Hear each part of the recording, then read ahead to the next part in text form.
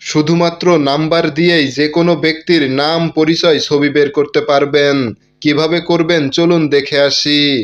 প্রথমেই Google play store থেকে icon caller ID and spam block নামে এই অ্যাপ্লিকেশনটি ইনস্টল করে নেবেন। তো আমি এইখান থেকে ওপেন করতেছি। ওপেন করার পরে কন্টিনিউতে ক্লিক করে দিবেন। এরপর এইখান থেকে আইকনটা সিলেক্ট করে দিবেন। এরপর সেট অ্যাজ ডিফল্ট এইখানে ক্লিক করে দিবেন। এরপর যেই কয়বার অ্যালাউ করতে বলবে অ্যালাউ করে দিবেন। এরপর এইখান থেকে আবারও অ্যালাউ করে দিবেন।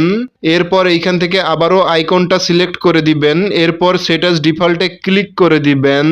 এরপর এখান থেকে আপনাদের একটা সচল নাম্বার দিয়ে অ্যাকাউন্ট খুলে নেবেন, অথবা নিচের দিকে গুগলে ক্লিক করে আপনাদের একটা গুগল অ্যাকাউন্ট দিয়ে লগ ইন করে নেবেন। অ্যাকাউন্ট খোলা হয়ে গেলে নিচের দিকে কিবোর্ডের উপর ক্লিক করে দিবেন। ক্লিক করে আপনারা যেই নাম্বারটার নাম পরিচয় ছবি দেখতে চাচ্ছেন তো সেই নাম্বারটা দিয়ে দিবেন। নাম্বারটা দেওয়া হয়ে গেলে উপরের দিকে সার্চ বাটনে ক্লিক করে দিবেন।